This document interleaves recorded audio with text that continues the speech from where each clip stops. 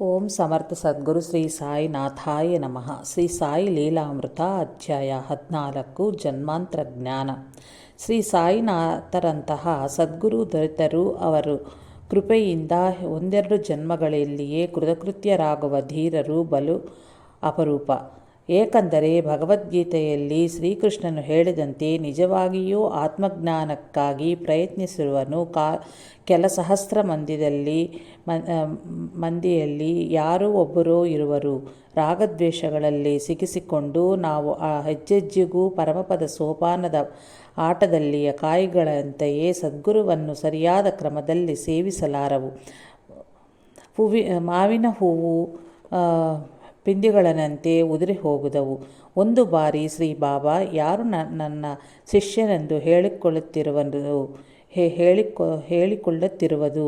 ಅಂಥವನು ನಿಜವಾದ ಶಿಷ್ಯನು ನನಗೊಬ್ಬನೂ ಕಾಣಲಿಲ್ಲ ಎಂದರು. ಕಾರಣ, ಭಗವದ್ಗೀತೆಯಲ್ಲಿ ಹೇಳಿದಂತೆ ನಿಜವಾಗಿಯೂ ಆತ್ಮಜ್ಞಾನಕ್ಕಾಗಿ ಪ್ರಯತ್ನಿಸಿರುವನು ಸಹಸ್ರ ಮಂದಿಗಳಲ್ಲಿ ಯಾರೋ ಒಬ್ಬರೋ ಇಬ್ಬರೋ ಇರುವರು. ಮಿಕ್ಕವರೆಲ್ಲರೂ ಶ್ರೀ ಬಾಬಾರಂತಹ ಸದ್ಗುರು ದೊರೆತರೂ ಅನೇಕ ಜನ್ಮಗಳನ್ನೆತ್ತುವರೇ. ಆದ್ದರಿಂದ ಶ್ರೀ ಬಾಬಾ ಅವರ ರಕ್ಷಣೆ ನಮಗೆ ಪ್ರತಿ ಜನ್ಮದಲ್ಲಿಯೂ ಅವಶ್ಯವೇ ಹೌದು. ಅದನ್ನು ಪ್ರತಿ ಜನ್ಮದಲ್ಲಿಯೂ ನಮಗೆ ಅಂತೆಯೇ ಪ್ರಸಾದಿಸುವುದು ಅವರ ವಿಶಿಷ್ಟತೆಯೇ ಹೌದು. ಶ್ರೀಮತಿ ತಾರ್ಕಾಡ್ಗಳಿಂದಗೆ ಶ್ರೀ ಬಾಬಾ ಒಂದು ದಿನ, ಎಷ್ಟು ಜನ್ಮಗಳಿಂದ ನಿಮ್ಮೊಂದಿಗೆ ಇರುವನು, ಮುಂದಿನ ನಿಮ್ಮ ಎಲ್ಲ ಜನ್ಮಗಳಿಗಲ್ಲಿಯೂ ನಿಮ್ಮಂದೇ ಇರುವನು. ನಾವು ಮತ್ತೆ ಮತ್ತೆ ಆಗುತ್ತಾನೇ ಇರ್ತೀವಿ. ನನಗಿತ್ತ ಪ್ರತಿ ಪೈಸೆಗೂ ನಾನು ಭಗವಂತನಿಗೆ ಲೆಕ್ಕ ಒಪ್ಪಿಸಬೇಕು ಎಂದರು. ಇಲ್ಲಿ ಪೈಸೆ ಎಂದರೆ ಜೀವಿ ಅಂತ ಅರ್ಥ. ಭಗವಂತನ ಅನುಗ್ರಹವಿಲ್ಲದೆ ಸಾಯಿನಾಥರನ್ನು ಆಶ್ರಯಿಸಲಾರವು. ಹೇಗೆ ಭಗವಂತನು ತಮಗೆ ಒಪ್ಪಿಸಿದ ಪ್ರತಿ ಜೀವಿಯನ್ನು ಮತ್ತೆ ಆ ಪರಮಾತ್ಮನಿಗೆ ಒಪ್ಪಿಸಲಕ್ಕಾಗಿಯೇ ಶ್ರೀ ಸಾಯಿನಾಥರು ಅವತರಿಸಿದರು. ಆದ್ದರಿಂದಲೇ ಅವರು ನಾನು ಯಾರನ್ನೂ ಮಧ್ಯದಲ್ಲಿ ಬಿಡನು, ಕಡೆಯವರೆಗೂ ಸಾನ್ನಿಧ್ಯವಿತ್ತು ಗಮ್ಯ ಸೇರಿಸುವನು ಎಂದರು.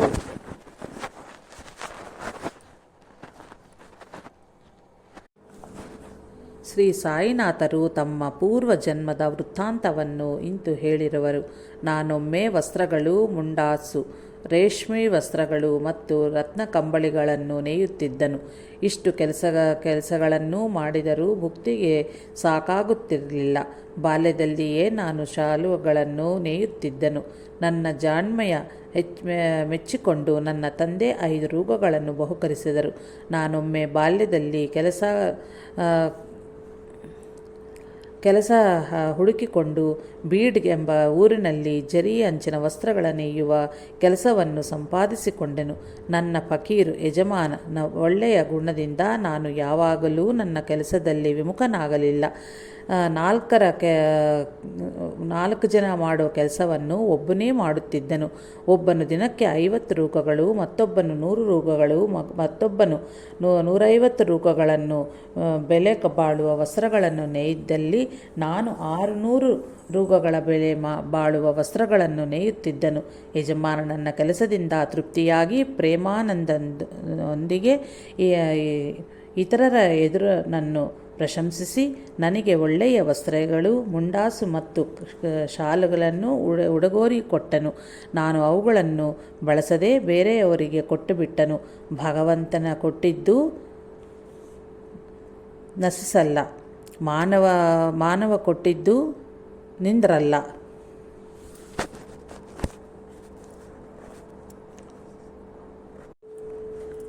ಬಾಬಾ ಅವರು ಒಮ್ಮೆ, ನಾನು ಹಿಂದಿನ ಜನ್ಮದಲ್ಲಿ ಕಬೀರನು ರಾಟೆಯಿಂದ ನೂಲುತ್ತಿದ್ದನು ಎಂದರು.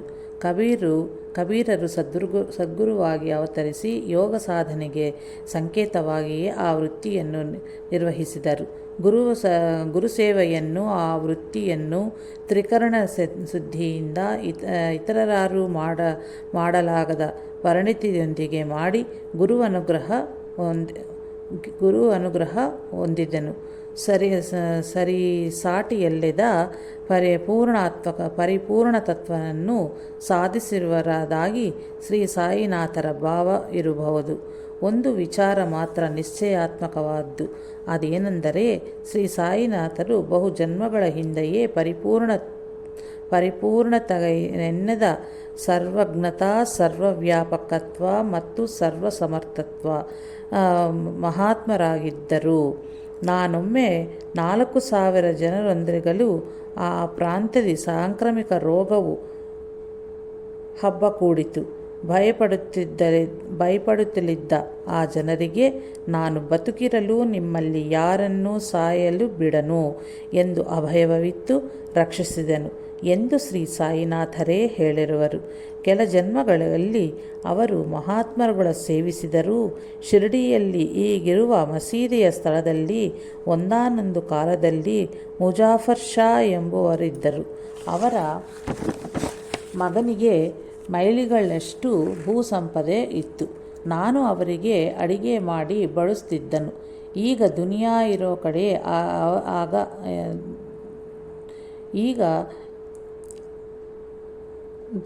ಇರೋವಾಗ ಅವರ ಮರಣವನ್ನಪ್ಪಿದರು ಎಂದು ಶ್ರೀ ಸಾಯಿನಾಥರು ಹೇಳಿರುವರು. ಪೂರ್ವ ಜನ್ಮಗಳಲ್ಲಿಯೂ ಶ್ರೀ ಸಾಯಿ ಅತ್ಯಂತ ವಿಸ್ತಾರವಾಗಿ ಪರ್ಯಟಿಸುತ್ತಿದ್ದರೆಂದು ಅವರಿಗೆ ವೃಕ್ಷ ವೈದ್ಯದಂತಹ ಅನೇಕ ವಿದ್ಯೆಗಳು ತಿಳಿದಿದ್ದಂತೂ ಅರ್ಥವಾಗುತ್ತದೆ. ಒಮ್ಮೆ ಶ್ರೀ ಬಾಬಾ ಸಣ್ಣ ವಯಸ್ಸಿನಲ್ಲಿ ನಾನು ಜಾಲ್ನಾನಿಂದ ಬಹುದೂರ ನಡೆದ ನಂತರ ದಾರಿಯಲ್ಲಿ ಒಂದು ಮಾವಿನ ಮರವನ್ನು ಕಂಡೆನು.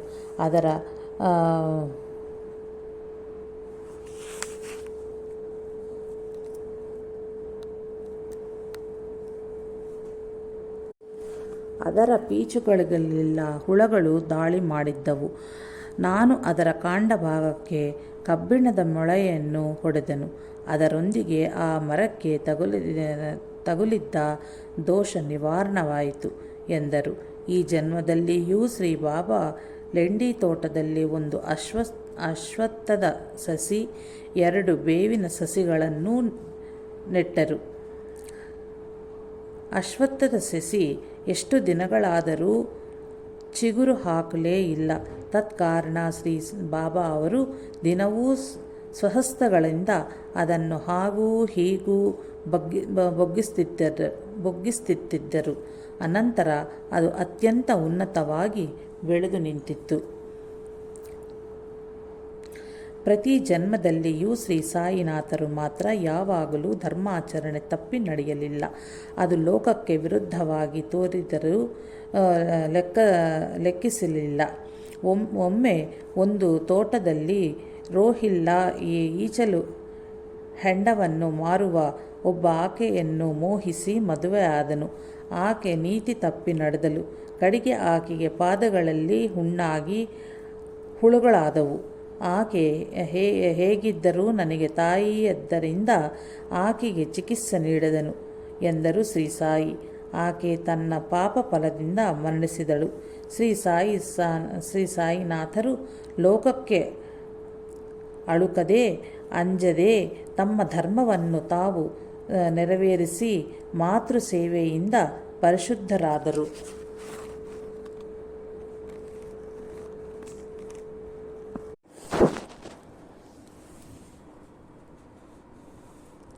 ಶ್ರೀ ಸಾಯಿನಾಥರು ಎಲ್ಲರಿಗೂ ಇಂತಹ ಧರ್ಮ ಮಾರ್ಗದಲ್ಲಿಯೇ ವರ್ತಿಸುತ್ತಿದ್ದರು. ಒಂದು ಬಾರಿ ಶ್ರೀ ಬಾಬಾ ಹೀಗೆ ಹೇಳಿರುವರು. ಈ ಪ್ರಾಂತದಲ್ಲಿ ಪಾಟೀಲ್ ಆಗಾಗ ನನ್ನ ಬಳಿ ಬರುತ್ತಿದ್ದನು. ಅವನಿಗೆ 12 ಮಂದಿ ಭಟರಿದ್ದರು. ಆ ಭಟರಿಗೆ ಪಾಟೀಲಿನ ಮೇಲೆ ಅಭಿಪ್ರಾಯ ಭೇದಗಳುಂಟಾಗಿ ಅವರುಗಳು ಪಾಟೀಲ್ನ ಮೇಲೆ ದಾಳಿ ಮಾಡಲು ಸಿದ್ಧವಾಗಿ ಇದ್ದಾಗ ನಾನು ಪಾಟೀಲ್ ಪರವಾಗಿ ನಿಂತನು. ಒಂದು ಬಾರಿ ಅವನನ್ನು ಆ ಭಟರು ಬಲವಂತವಾಗಿ ಒಂದು ನಗರಕ್ಕೆ ಕರೆದೊಯ್ಯಲು ನಾನು ಮಧ್ಯ ಪ್ರವೇಶಿಸಿ ಅವನನ್ನು ಬಿಡಿಸಿದೆನು. ಮತ್ತೊಮ್ಮೆ ಶ್ರೀ ಬಾಬಾ ಇಂತೆಂದರು. ಸೋದರರಾದ ನಾವಿಬ್ಬರೂ ಒಂದು ಮಾರ್ಗದಿ ಹೋಗುತ್ತಿದ್ದೆವು. ನನ್ನ ಸೋದರನು ಮುಂದೆ ಹೋಗಿ ಕ್ರೂರ ಜಂತುಗಳ ಪಾಲಾದನು. 5-6 ಮಂದಿ ಬಂದು ನಿನ್ನ ಸೋದರ ಎಲ್ಲಿ ಎಂದು ಕೇಳಿದರು. ನಡೆದಿದ್ದು ಹೇಳಿ ಅವನ ಶರೀರದ ಮೇಲೆ ವಸ್ತ್ರವನ್ನು ಹೊದಿಸಿದೆನೆಂದು ಹೇಳಿದನು. ಅವರು ನನ್ನ ಮಾತುಗಳ ನಂಬದೆ ನಾನು ಬೇಡವೆಂದು ತಡೆದರೂ ನಿಲ್ಲದೆ ನನ್ನನ್ನು ಸೋದರನಿಗಾಗಿ ಹುಡುಕಲು ಹೋಗಿ ಅವರು ಆ ಕ್ರೂರ ಜಂತುಗಳ ಪಾಲಾದರು. ಅನಂತರ ಸ್ಥೂಲಕಾಯಳಾದ ಒಬ್ಬ ಸ್ತ್ರೀ ಸಹ ನನ್ನ ಸೋದರವನ್ನು ಹುಡುಕುತ್ತಾ ಹೋದಳು. ಅವಳಿಗೂ ಅದೇ ಗತಿ ಪ್ರಾಪ್ತಾಯಿತು. ಆಕೆಯ ಶವದ ಮೇಲೇನೂ ವಸ್ತ್ರ ಹೊದಿಸಿ ಮುಂದೆ ಸಾಗಿದನು. ಜ್ಞಾನ ಬೇಕಾದವರು ಮುಂದಕ್ಕೆ ಹೋಗುವವರೇ ಹೊರತು ಮುಂದೆ ಹೋಗಬೇಕು ಎಂದು ಕಳವಳಗೊಳ್ಳವರು ಸಿದ್ಧವಾಗಿ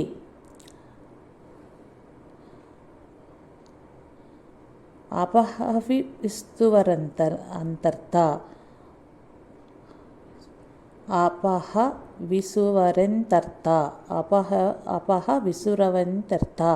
ಅಂತಹ ಸಾಧಕರು ಬಹುಮಂದಿ ಸಿದ್ಧಿ ಎಂಬ ಕ್ರೂರ ಮೃಗಕ್ಕೆ ಬಲಿಯಾದರೂ ಶ್ರೀ ಸಾಯಿನಾಥರು ಮಾತ್ರ ಅವಸರಿಸದೆ ಭದ್ರವಾಗಿ ಮುಂದೆ ಸಾಗಿದರು.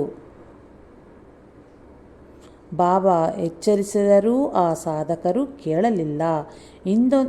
ಇದೊಂದು ಪಾರಮಾರ್ಥಿಕವಾದ ಕಥೆಯ ಹೌದು.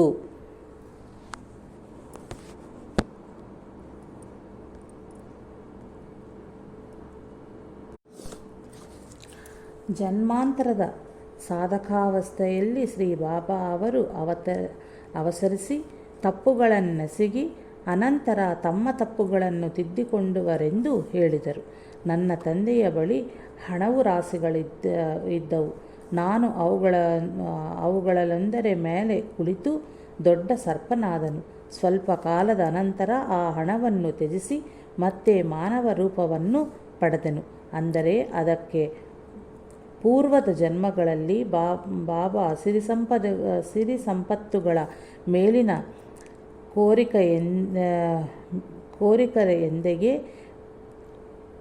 ಪುಣ್ಯ ಕಾರ್ಯಗಳನ್ನು ಮಾಡಿ ಮರುಜನ್ಮದಲ್ಲಿ ಶ್ರೀಮಂತನಾಗಿ ಹುಟ್ಟಿ ಅವುಗಳ ಮೇಲೆ ವ್ಯಾಮೋಹವಿರಿಸಿಕೊಂಡಿದ್ದರು. ಅದನ್ನೇ ಹಣದ ರಾಶಿಯ ಮೇಲೆ ಕುಳಿತುಕೊಳ್ಳುವುದೆಂದರೆ ಅಂತ ಹೇಳಿರುವರು. ಆಗ ಆ ಧನವ್ಯಾಮೋಹ ಗರ್ವದ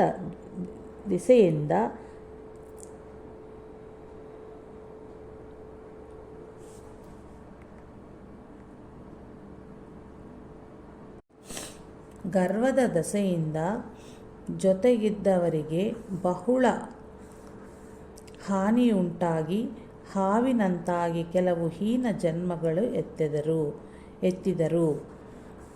ಪರಮಪದ ಸೋಪಾನದ ಆಟದಲ್ಲಿ ನಮ್ಮ ಬಲಹೀನತೆಗಳನ್ನೇ ಹಾವುಗಳಂತೆ ಚಿತ್ರಿಸಿರುವುದು ಈ ಕಾರಣದಿಂದಲೇ ಹೌದು. ಆದರೂ ಕಡೆಗೆ ತಮ್ಮ ತಪ್ಪನ್ನು ತಿಳಿದುಕೊಂಡು ಧನವನ್ನು ತ್ಯಜಿಸಿದರು. ಅಂದರೆ ಸಿರಿ ಸಂಪತ್ತುಗಳನ್ನು ದಾನ ಧರ್ಮಗಳಿಗೆ ವಿನಿಯೋಗಿಸಿದರು. ಇಂತಹ ಬಹು ಕಥೆಗಳನ್ನು ಶ್ರೀ ಸಾಯಿನಾಥ ಪ್ರಬೋಧಾಮೃತದಲ್ಲಿ ನೋಡಬಹುದು. ಶ್ರೀ ಸಾಯಿ ಭಕ್ತರುಗಳ ಗತ ಜನ್ಮಗಳ ವೃತ್ತಾಂತವನ್ನು ಹೇಳುತ್ತಿದ್ದರು.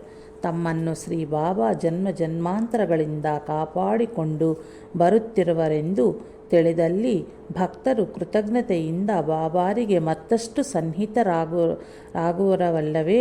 ಶ್ರೀಮತಿ ಪ್ರಧಾನಗಳಿಗೆ ಬಾಬು ಜನ್ಮಿಸುವ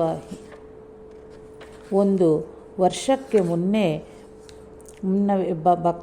ಭಕ್ತರುಗಳೊಂದಿಗೆ ಶ್ರೀ ಬಾಬಾ ಆಕೆ ಬಾಬುನ ತಾಯಿ ಎನ್ನುತ್ತಿದ್ದರು. ಈ ಬಾಬು ಹರಿವಿನಾಯಕ ಸಾಠೆ ಮಾನವರಾದ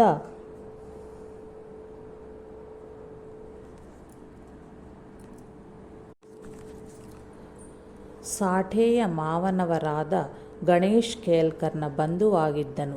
ಒಂದು ಬಾರಿ ಅವನಿಗೆ ಬಾಬಾ ಸ್ವಪ್ನದರ್ಶನವಿತ್ತು.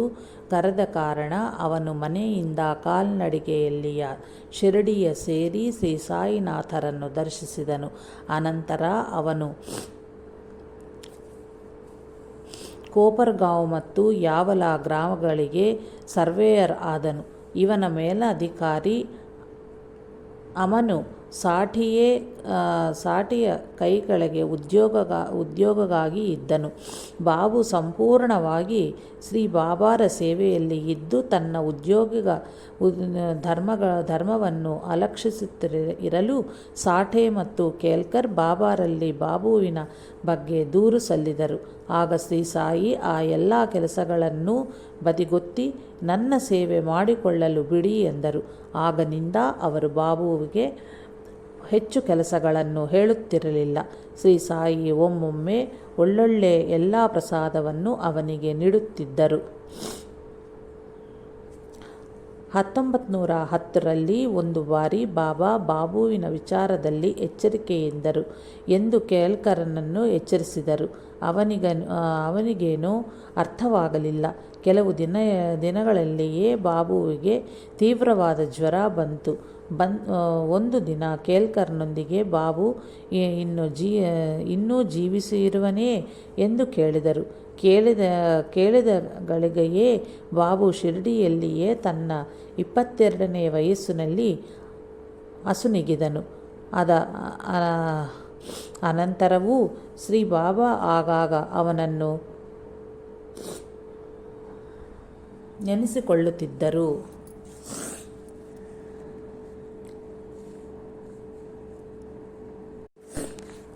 ಮೇಲೆ ಹೇಳಿದ ಕಥೆಯಲ್ಲಿ ಬಾಬಾ ಹೇಳಿದ ಬಾಬುನೇ ಕೇಲ್ಕರ್ನ ಬಂಧುವಾದ ಈ ಬಾಬುವು. ಇವನ ಮರಣಿಸಿದ ಕೆಲವು ಕಾಲಕ್ಕೆ ಶ್ರೀಮತಿ ಪ್ರಧಾಂಡ ಗರ್ಭದಲ್ಲಿ ಮತ್ತೆ ಜನ್ಮ ತಳೆದನು. 4 ತಿಂಗಳ ಆ ಮಗುವನ್ನು ಎತ್ತಿಕೊಂಡು ಶ್ರೀ ಸಾಯಿ ಅತ್ಯಂತ ಪ್ರೀತಿಯಿಂದ, ಬಾಬು, ಎಲ್ಲಿಗೆ ಹೋಗಿದ್ದೆ? ನನ್ನಲ್ಲಿ ಜುಗುಪ್ಸ ಉಂಟಾಗಿ ಹೊರಟು ಹೋದಿಯಾ ಎಂದರು. ಶ್ರೀ ಸಾಯಿನಾಥರನ್ನು ನೋಡುತ್ತಲೇ ಆ ಮಗು ಕಿಲಕಿಲ ನಗಲಾರಂಭಿಸಿತು. ಮೊದಲನೇ ಬಾರಿ ಶಿರಡಿಯ ದರ್ಶಿಸಿದ ನಾರ್ಕೆಯನ್ನು ಶ್ಯಾಮ ಶ್ರೀ ಸಾಯಿಗೆ ಪರಿಚಯಿಸಲಾರಂಭಿಸುತ್ತಿದ್ದಂತೆಯೇ ಇವನನ್ನು ನನಗೆ ಪರಿಚಯಿಸುವುದೇ 30 ಜನ್ಮಗಳಿಂದಲೂ ಇವನು ನನಗೆ ತಿಳಿದಿರುವನು ಎಂದರು. ಅಂತೆಯೇ ತಮಗೆ ರಘುವೀರ ಪುರಂದರೆಯೊಂದಿಗೆ 7 ಶತಮಾನಗಳಿಂದಲೂ ಸಂಬಂಧವಿರುವುದಾಗಿ ಹೇಳಿ ನಾನು ಇವನನ್ನು ಯಾವಾಗಲೂ ಮರೆತು ಹೋಗನು. ಇವನು 2000 ಮೈಲಿಗಳಷ್ಟು ದೂರವಿದ್ದರೂ ಸರಿಯೇ, ಇವನಿಲ್ಲದೆ ನಾನು ಒಂದು ಅಗುಳನ್ನೂ ತಿನ್ನಲಾರೆನು ಎಂದರು. ಶ್ರೀ ಸಾಯಿನಾಥರನ್ನು ನಾವು ಹಾಗೆ ನೆನಪಿಟ್ಟುಕೊಳ್ಳಬಲ್ಲವೇ? ಒಮ್ಮೆ ಶ್ರೀ ಸಾಯಿ ಲೆಂಡಿ ತೋಟದ ಪಕ್ಕದಲ್ಲಿ ಸಾಗುತ್ತಿದ್ದ ಮೇಕೆ ಮಂದೆಯಿಂದ 2 ಮೇಕೆಗಳನ್ನು 32 ರೂಪಾಯಿಗಳಿಗೆ ಇಟ್ಟುಕೊಂಡು ತಂದರು. ಅವುಗಳ ನಿಜವಾದ ಬೆಲೆ 8 ರೂಪಾಯಿಗಳು. ಶ್ರೀ ಸಾಯಿ ಮೋಸ ಹೋದರೆಂದು ಶ್ಯಾಮ ತಾತ್ಯಾರುಗಳು ಗದ್ದಲ ಎಬ್ಬಿಸಿದರು. ಶ್ರೀ ಸಾಯಿ 4 ಸೇರುಗಳ ಕಡಲೆಯನ್ನು ಕೊಂಡು ಆ ಮೇಕೆಗಳಿಗೆ ತಿನ್ನಿಸಿ ಅವುಗಳನ್ನು ಆ ಮಂದೆಯ ಕುರುಬನಿಗೆ ಹಿಂದೆ ತಿರುಗಿ ಕೊಟ್ಟುಬಿಟ್ಟರು. ಅನಂತರ ಶ್ರೀ ಸಾಯಿ ಭಕ್ತರೊಂದಿಗೆ, ಈ ಮೇಕೆಗಳು ಪೂರ್ವಜನ್ಮದಲ್ಲಿ ನನ್ನ ನೆರೆಹೊರೆಯವಾಗಿದ್ದ ಮನುಜರಾಗಿದ್ದರು. ಮೊದಲು ಅವರಿಬ್ಬರು ಅತ್ಯಂತ ಪ್ರೇಮದಿಂದಿದ್ದರು. ನನ್ನಲ್ಲಿಯೂ ಪ್ರೇಮಭಾವದಿಂದನೇ ಇದ್ದರು. ಅನಂತರ ದ್ವೇಷವನ್ನು ಬೆಳೆಸಿಕೊಂಡು ಒಬ್ಬರನ್ನೊಬ್ಬರು ಹತ್ಯೆಗೈದು ಈಗ ಹೀಗೆ ಹುಟ್ಟಿರುವರು. ನನ್ನ ಪಕ್ಕದಲ್ಲಿ ಆ ಮೇಕೆಯ ಮಂದೆ ಸಾಗುತ್ತಿರಲು ಈ 2 ಮೇಕೆಗಳು ನನ್ನಂತ ನೋಡಿದಾಗ ಅವುಗಳ ಮೇಲಿನ ಪ್ರೇಮದ ಕಾರಣ ಸ್ವಲ್ಪ ಹೊತ್ತು ನನ್ನ ಬಳಿ ಇರಿಸಿಕೊಂಡು ತೃಪ್ತಿ ಶಾಂತಿಗಳನ್ನಿತ್ತು. ನನ್ನ ವ್ಯಾಪಾರ ನಿಮಗೆ ಇಷ್ಟವಾಗದ ಕಾರಣ ಅವುಗಳನ್ನು ಮತ್ತೆ ಹಿಂದಿರುಗಿ ಕೊಟ್ಟುಬಿಟ್ಟನು ಎಂದರು. ಅಂತೆಯೇ ಜೋಗ್, ದಾದಾ ಕೇಲ್ಕರ್, ಶ್ಯಾಮ ಕಾಪರ್ಡೆ ದೀಕ್ಷಿತರು ತಮ್ಮೊಂದಿಗೆ ತಮ್ಮ ಗುರು ಸನ್ನಿಧಿಯಲ್ಲಿ ಸಣ್ಣ ಬೀದಿಯಲ್ಲಿ ವಾಸಿಸುತ್ತಿದ್ದರೆಂದು ಆ ಪ್ರೇಮದ ಪ್ರಭಾವದಿಂದಲೇ ತಾವು ಇವರೆಲ್ಲರನ್ನೂ ಈ ಜನ್ಮದಲ್ಲಿ ತಮ್ಮ ಸನ್ನಿಧಿಯಲ್ಲಿ ಸೇರಿಸಿಕೊಂಡಿರುವುದಾಗಿ ಶ್ರೀ ಬಾಬಾ ಅವರೇ ಒಮ್ಮೆ ಹೇಳಿದರು. ಒಂದು ದಿನ ಭಕ್ತರು ಬಗೆ ಬಗೆಯಾದ ನೈವೇದ್ಯಗಳನ್ನಿತ್ತರೂ ಬಾಬಾ ಅವುಗಳನ್ನು ಮುಟ್ಟಲೂ ಇಲ್ಲ. ಇಷ್ಟರಲ್ಲಿ ಶ್ರೀಮತಿ ಕಾಪರ್ಡೆ ಮಸೀದಿಯನ್ನು ಸೇರಿ ತಾನು ತಂದ ನೈವೇದ್ಯವನ್ನು ಸಮರ್ಪಿಸಿದಂತೆಯೇ ಶ್ರೀ ಸಾಯಿನಾಥರು ಅದನ್ನು ತಕ್ಷಣವೇ ರುಚಿ ನೋಡಿ, ಈಕೆ ಪೂರ್ವದಲ್ಲಿ ಒಂದು ವೈಶ್ಯನ ಗೋವಾಗಿ ಇದ್ದಳು. ನನಗೆ ಆ ಗೋವು ಸಮೃದ್ಧವಾಗಿ ಹಾಲನ್ನು ಕೊಡ್ತಾ ಇತ್ತು. ಅನಂತರ ಈಕೆ ಒಬ್ಬ ತೋಟಮಾಲಿಯ ಮಗಳಾಗಿ ಹುಟ್ಟಿದಳು. ಆಕೆಯನ್ನು ಕ್ಷತ್ರಿಯನೊಬ್ಬನು ಬೆಳೆಸಿದನು. ನಂತರ ಆಕೆ ಒಬ್ಬ ವೈಶ್ಯನನ್ನು ವಿವಾಹವಾದಳು. ಅದರಂತರ ಬ್ರಾಹ್ಮಣ ಕುಲದಲ್ಲಿ ಜನಿಸಿದಳು. ಎಷ್ಟು ಜನ್ಮಗಳ ಅನಂತರ ಈಕೆಯನ್ನು ಈಗ ನೋಡುತ್ತಾ ಇರುವನು. ಈಕೆಗೆ ನನ್ನ ಮೇಳುಳ್ಳ ಪ್ರೇಮದ ಕಾರಣ ಈಕೆ ಸಮರ್ಪಿಸಿರುವ ಆಹಾರವು ನನಗೆ ಅಷ್ಟೇ ಪ್ರೀತಿಕರವು ಎಂದರು.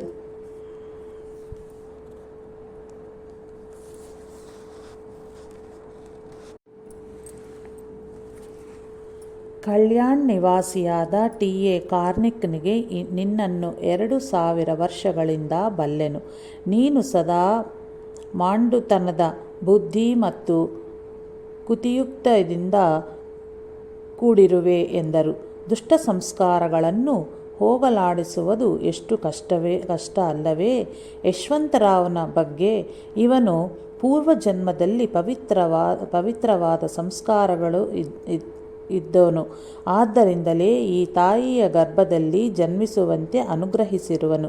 ಈಗಲೂ ಇವನಲ್ಲಿ ಒಳ್ಳೆಯ ಗುಣಗಳು ಇದ್ದವು ಎಂದು ಶ್ರೀ ಸಾಯಿ ನುಡಿದರು.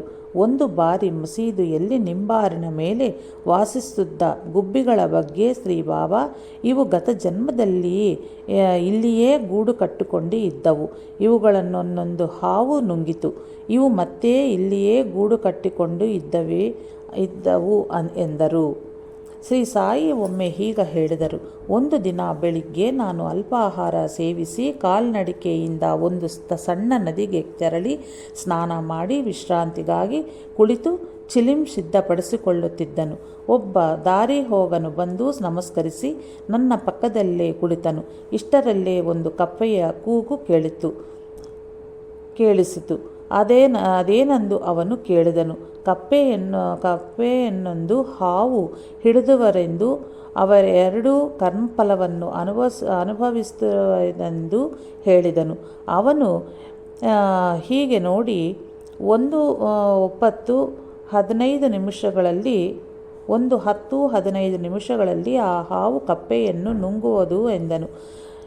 ಹಾಗಾಗಲು ಬಿಡನು, ಅದನ್ನು ಹೇಗೆ ರಕ್ಷಿಸುವನೋ ನೋಡು ಎಂದು ಅವುಗಳ ಸಮೀಪಿಸಿ, ಓ ವೀರಭದ್ರಪ್ಪ, ನೀನು ಹಾವಾಗಿ ಚನ್ನಬಸಪ್ಪ ಕಪ್ಪೆಯಾಗಿ ಜನ್ಮಿಸಿದರೂ ನಿಮ್ಮ ದ್ವೇಷವನ್ನು ಬಿಡಲಿಲ್ಲವೇ? ಈಗಲಾದರೂ ಬಿಟ್ಟು ಬಿಡ್ರಿ ಎಂದನು.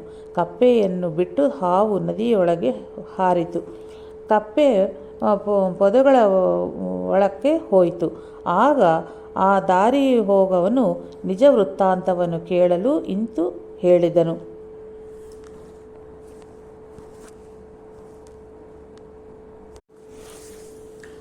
ಒಮ್ಮೆ ನಾನಿದ್ದ ಪ್ರದೇಶಕ್ಕೆ 5 ಮೈಲಿಯ ದೂರದಲ್ಲಿ ಒಂದು ಶಿಥಿಲವಾದ ಮಹಾದೇವನ ಆಲಯವಿದ್ದಿತ್ತು.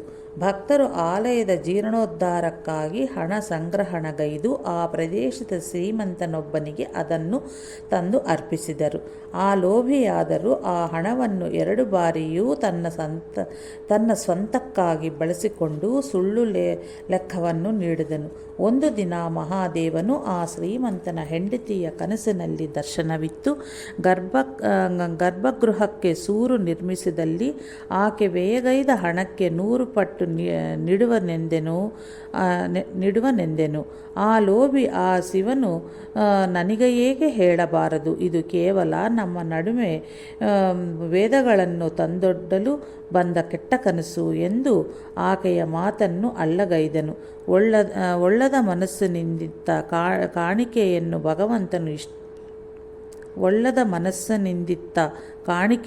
ಭಗವಂತನು ಇಷ್ಟಪಡನು. ಭಕ್ತಿಯಿಂದ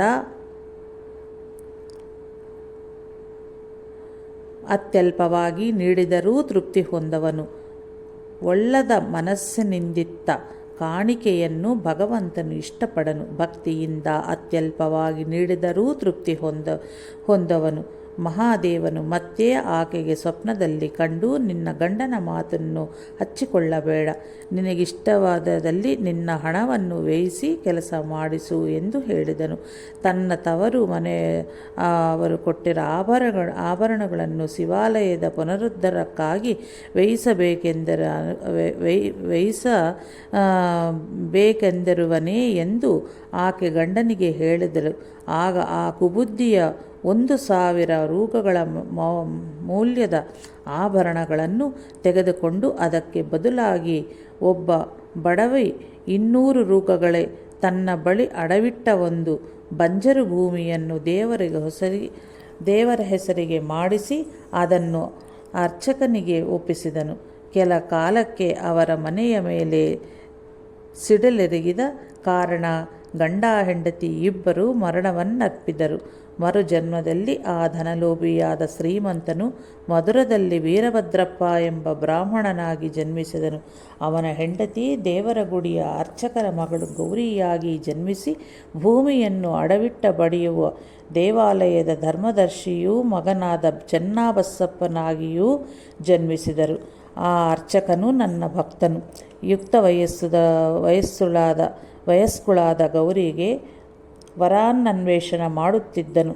ಸಮಯಕ್ಕೆ ಸರಿಯಾಗಿ ವರನು ತನಗೆ ತಾನೇ ಬರುವನೆಂದು ನಾನು ಹೇಳಿದಂತೆಯೇ ವೀರಭದ್ರಪ್ಪ ಬಂದನು. ಅವನಿಗೆ ಧನದ ಆಸೆ ಹೋಗಲಿರಲಿಲ್ಲ. ಅದೃಷ್ಟವಶಾತ್ ಆ ಮಹಾದೇವನ ಮಾನ್ಯ ಬಂಜರು ಭೂಮಿ 1,00,000ಕ್ಕೆ, ಅಂದರೆ ಗತಜನ್ಮದಲ್ಲಿ ಆಕೆ ದೇವರಿಗಿತ್ತ ಆಭರಣಗಳೇ 100 ಪಟ್ಟು ಬೆಲೆಗೆ ಮಾರಾಟ ಆಯಿತು. ಆ ಹಣಕ್ಕಾಗಿ ಜಗಳ ಆಗಿ ನ್ಯಾಯಕ್ಕಾಗಿ ಎಲ್ಲರೂ ನನ್ನ ಬಳಿ ಬಂದರು. ನಾನು ಆ ಆಸ್ತಿ ದೇವರದೆಂದು ಅದರ ವಾರಸುದಾರಳಾದ ಗೌರಿಯ ಅನುಮತಿ ಇಲ್ಲದೆ ಅದನ್ನು ಏನೂ ಮಾಡಬಾರದೆಂದು ಹೇಳಿ ಆಕೆಯ ಗಂಡನಿಗೆ ಅದರ ಮೇಲೆ ಯಾವ ರೀತಿಯೂ ಅಧಿಕಾರವೂ ಇಲ್ಲವೆಂದು ಹೇಳಿದನು. ನಾನು ಗೌರಿಯ ಸದ್ಭಾವನೆಯನ್ನು ಪುರಸ್ಕರಿಸಿಕೊಂಡು ಆಸ್ತಿಯನ್ನು ಕೈವಶಪಡಿಸಿಕೊಳ್ಳಲು ಹೊಂಚು ಹಾಕುತ್ತಾ ಇರುವನೆಂದು ವೀರಭದ್ರಪ್ಪ ನನ್ನನ್ನು ನಿಂದಿಸಿದನು. ನಾನು ಭಗವಂತನನ್ನು ಸ್ಮರಿಸಿ ಸುಮ್ಮಗಾದನು. ಗೌರಿ ನನ್ನ ಶರಣು ಬಂದಿದ್ದಾಗ